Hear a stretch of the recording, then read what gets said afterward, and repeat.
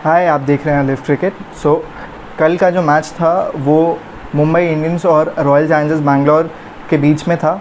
दोनों टीम्स के लिए बहुत ही इंपॉर्टेंट मैच था क्योंकि दोनों ही टीम्स रेगुलरली अपने लास्ट के 2 मैचेस हारी हैं, स्पेशली मुंबई के लिए क्योंकि सीधा 4th पोजीशन से अब वो 7th पोजीशन पे आ गई है। यहाँ पे रोहित ने टॉस जीत के बॉलिंग ली और ये एक आइडियल डिसीजन था। दुबई जैसी पिच में दुबई का जिस तरीके से भी पास्ट रिकॉर्ड रहा है उस हिसाब से भी सेकंड बैटिंग हमेशा से बेनिफिशियल रही है इस ग्राउंड पे। यहाँ पे कोहली टॉस जीते तो हाँ वो भी बॉलिंग ही लेते वहाँ पे भी, लेकिन जिस तरीके से स्टार्ट मिला दोनों टीम्स को, क्योंकि मुंबई ने भी इनिशियली 1 विकेट पार्टिकल का जल्दी ले लिया था, वो भी बुमराह ने काफ़ी अच्छी लाइन और लेंथ पे बॉलिंग करे तो रेगुलरली की उस ओवर में और इवेंचुअली उनको पार्टिकल का विकेट वहाँ मिला। लेकिन जिस तरीके से कमबैक किया उस टाइम पे आरसीबी ने, क्योंकि भरत इतने एक्सपीरियंस नहीं है और जो मुंबई का बॉलिंग लाइनअप है, बुमराह एज वेल काफ़ी 3-4 सालों से पीक पे हैं अभी, बोल्ट भी पिछले 5-6 सालों से टॉप 3 रैंकिंग्स में रहे हैं तीनों फॉर्मेट की।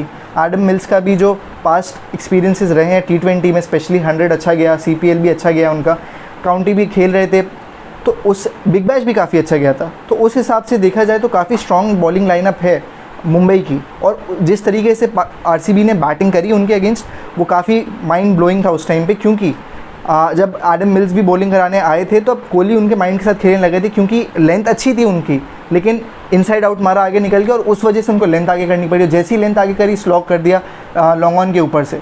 तो ये चीज़ें दिखाती है कितनी एक्सपीरियंस बैट्समैन और कितने अच्छे लय में है।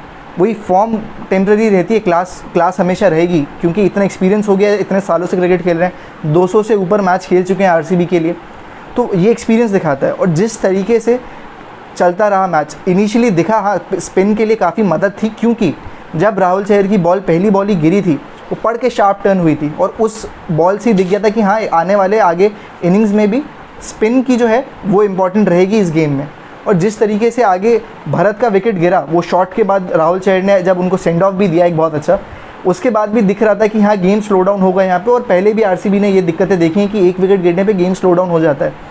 यहाँ पे गेम स्लो डाउन हुआ लेकिन मैक्सवेल ने आके वो चीज़ बराबर कर दी। हाँ उनके 1-2 ओवर 2.5 ओवर धीरे गए, लेकिन वहाँ के बाद जो उन्होंने आके कमबैक किया है मतलब एडम मिल्स के ओवर में भी रन्स किए, कृणाल के ओवर में भी रन्स किए, और स्पेशली कृणाल के खिलाफ जो मैक्सवेल का माइंडसेट था, प्रेजेंस ऑफ माइंड इतना अच्छा था क्योंकि मैक्सवेल ऐसे फील्डर हैं कि आगे भी अच्छा खेलते हैं पीछे भी अच्छा खेलते हैं, लेकिन आपको फील्डर्स अपने कवर करने, आप सेफ्टी अगर आप डिफेंसिव सोचोगे तो आप आगे की तरफ रखोगे, लॉन्ग ऑन लॉन्ग ऑफ अगर आपने पीछे रखा है तो आपको एक थर्ड मैन अंदर रखना ही पड़ेगा। और वैसे भी लेफ्ट आर्म ऑफ स्पिनर जब भी है आपका थर्ड मैन अंदर है तो रिवर्स स्वीप एक बहुत सेफ ऑप्शन बन जाता है, स्पेशली मैक्सवेल जैसे प्लेयर के लिए जो वैसे ही उसमें पायनियर कर चुके हैं उस चीज़ को, रिवर्स स्वीप को या स्विच हिट को, उनके लिए एक अच्छा मौका था। और उस एरिया में थर्ड मैन के एरिया में काफ़ी रन स्कोर किए उन्होंने और वहाँ पे काफ़ी अच्छा जो रन्स का बंच था वो उन्होंने किया वहाँ पे। आगे आके जब लास्ट के ओवर्स में डिविलियर्स जल्दी आउट हो गए, डिविलियर्स ने भी 1-2 चौके मारे लेकिन वो इतना लंबा टिक नहीं पाए वहाँ पे। यहाँ पे वापस से मुंबई ने कमबैक कर दिया लास्ट के 2 ओवरों में। वहाँ पे जहाँ पे स्कोर 180 जा सकता था, 175 180 जा सकता था, वहाँ 164 पे रोक दिया।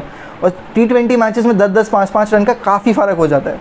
और बुमराह का ही वो क्रूशियल ओवर था 19th ओवर जहाँ पे उन्होंने रोक दिया, 2 विकेट लिए मैक्सवेल के लिए और डिविलियर्स का भी विकेट लिया। और उसके पहले भी कोहली ने अपने 50 कर लिए थे, अच्छा खेल के गए थे, गेम स्लो डाउन हो गया था। और यहाँ पे बार बार वही चीज़ें दिख रही हैं कि स्लोअर डिलीवरी की कितनी इंपॉर्टेंस हुए। और वही चीज़ सेकेंड इनिंग्स में भी दिखी, स्पेशली हर्षल पटेल जैसे बॉलर हैं, जब स्लोअर बॉल्स का हेल्प है विकेट में, थोड़ा सा टर्न है तो यहाँ पे स्लोअर डिलीवरीज बहुत एक आपके लिए बेनिफिशियल हो जाती है और वही आगे हुआ।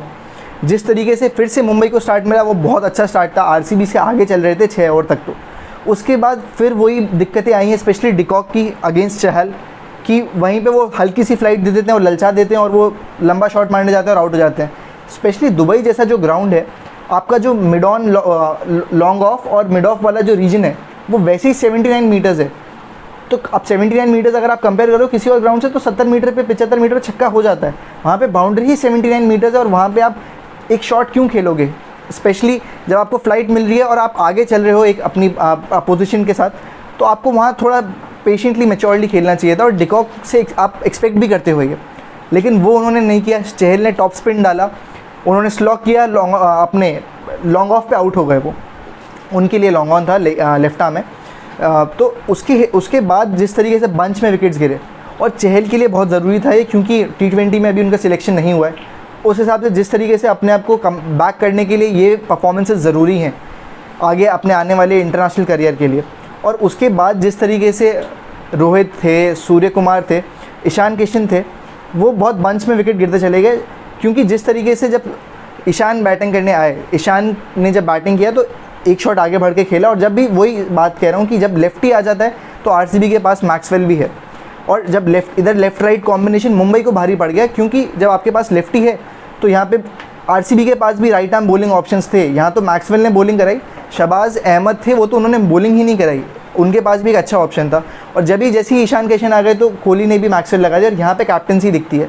आप बड़े आराम से लोग बोल देते हैं कि कैप्टन अच्छा नहीं है कोई उनके, क्योंकि रिकॉर्ड पे कि फाइनल्स में जीते हैं, लेकिन ये छोटी छोटी चीज़ें बहुत वैल्यू करती हैं। क्योंकि जैसे ही लेफ्ट आर्म आपने बैट्समैन देखा, वहाँ पे आपने राइट आर्म अपना लगा दिया।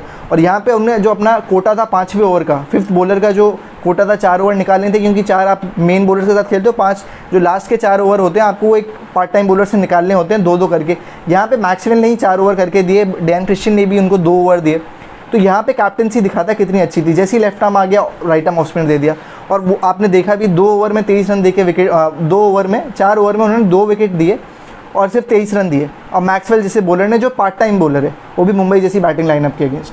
तो यहाँ पे जो लेफ्ट और राइट कॉम्बिनेशन था मुंबई का, वो उनको बहुत भारी पड़ गया। ईशान किशन ने बॉल एक स्ट्रेट मारी थी, सीधा रोहित के हाथ में लगी और उसके बाद रोहित आउट हो गए। मेरे ख्याल में रोहित की ग्रिप थोड़ी उतनी कमज़ोर हो गई उस शॉट के बाद, और उस वजह से वो टाइम नहीं कर पाए उस बॉल को। और जब लॉन्ग ऑन पे आउट हुए मैक्सवेल की बॉल पे भी, क्योंकि बॉल इतनी कोई खास नहीं थी। और उसके बाद उन्होंने सूर्य कुमार आए और ईशान किशन भी जब आउट हुए तब फिर कृणाल आ गए, क्योंकि लेफ्टी को रिप्लेस कर रहा था। और जब कृणाल वापस आए तो आपने सामने से ऑफ़र कर दिया आरसीबी को कि हाँ आप अपने मैक्सवेल के ओवर्स करवा दो।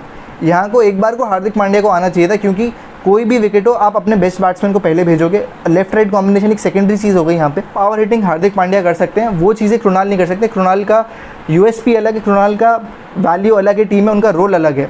यहीं पे अगर इतना लेटर फेज़ में कृणाल को नहीं आना चाहिए, इतना लेटर फेज़ में आप हार्दिक पांड्या को ही भेजेंगे पहले, लेकिन ये नहीं हुआ। कृणाल आए, कृणाल को फिर दिक्कत हुई, क्योंकि right arm off spinner Maxwell थे वहाँ पे, और वो भी आउट हो गए जल्दी।